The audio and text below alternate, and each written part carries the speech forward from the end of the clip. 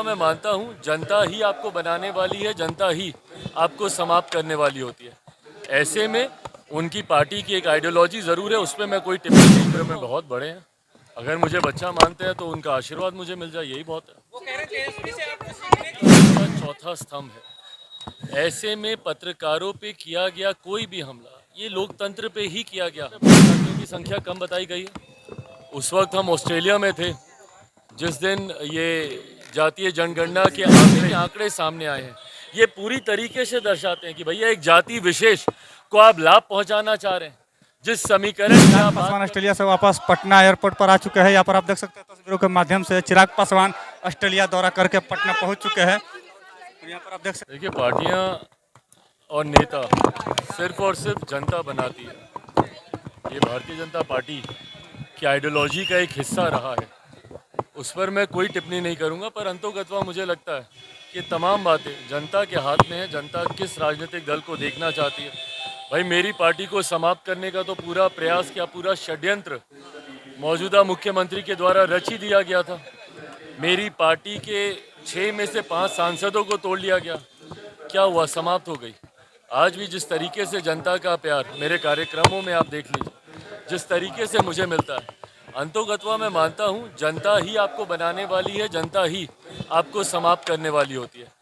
ऐसे में उनकी पार्टी की एक आइडियोलॉजी ज़रूर है, उस पर मैं कोई टिप्पणी नहीं करूँगा। उनकी वो सोच हो सकती है, पर अंतोगत्वा मेरा विश्वास जनता पर है।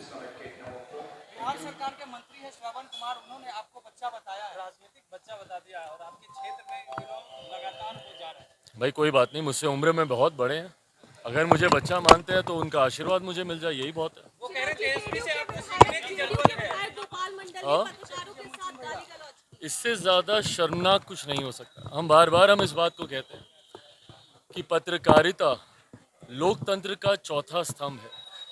ऐसे में पत्रकारों पे किया गया कोई भी हमला ये लोकतंत्र पे ही किया गया हमला।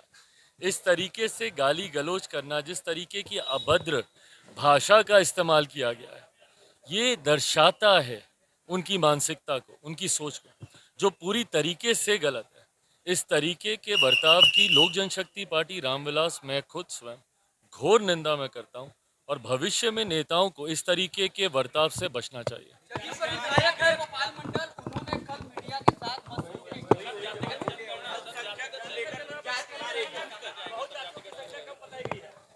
भाई, बिल्कुल सही बात है, बहुत जातियों की संख्या कम बताई गई है।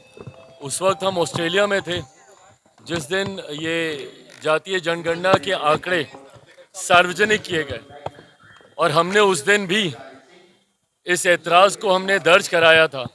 पहली बात तो भैया, ये जनगणना कैसे हुई किसी को नहीं पता, किसी को इस बात की जानकारी नहीं है। आप अधिकांश लोगों से पूछ लीजिए राह चलते हुए, बल्कि मैं चाहूँगा कि आप लोग ये सर्वे कीजिए, मीडिया के साथ ही जाएं, कैमरा लेकर पूछें, आम जनता से पूछें कि क्या आपके घर कोई आया था, क्या आपसे पूछा गया था।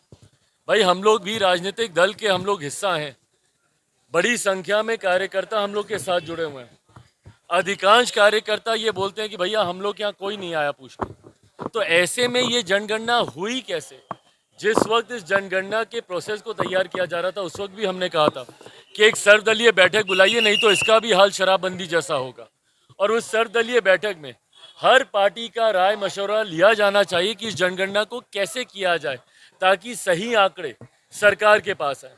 और उसके बाद आज जिस तरीके के आंकड़े सामने आए हैं, ये पूरी तरीके से दर्शाते हैं कि भैया एक जाति विशेष को आप लाभ पहुंचाना चाह रहे हैं।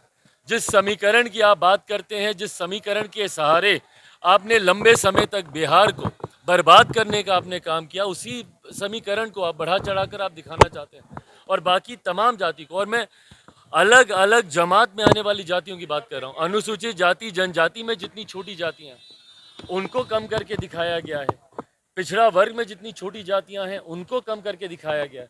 और सबसे बड़ी बात भैया कि विश्वास ही सरकार पे कैसे हो जब इस प्रोसेस को ही आपने सार्वजनिक नहीं किया।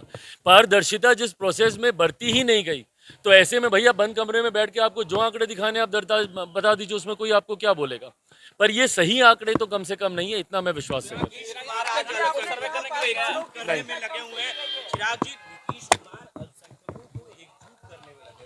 लगातार वो बैठक कर रहे हैं, आज भी उन्होंने अपने आवास पर बैठक की है। क्या लगता है मुसलमानों के वोटों पर उनका कब्जा नहीं है? क्या मुख्यमंत्री अगर ये चिंता बिहारियों के लिए करते, 13 करोड़ बिहारियों के लिए, मुख्यमंत्री जिस तरीके से बिहार को जाति में, धर्म में बांटने का काम करते हैं, यही कारण है कि मुख्यमंत्री आज तीसरे नंबर की पार्टी बने हुए हैं। इन्होंने जात पात धर्म मजहब के अलावा राजनीति किस चीज़ की है भैया? जहाँ पे जो अनुसूचित जाति में जो इनका समर्थक नहीं था उसको बांट के इन्होंने अलग कर दिया, उसको दलित महादलित कर दिया। पिछड़ा वर्ग में जो इनका समर्थक नहीं था उसको पिछड़ा अति पिछड़ा कर दिया। कभी अगड़ा कभी पिछड़ा।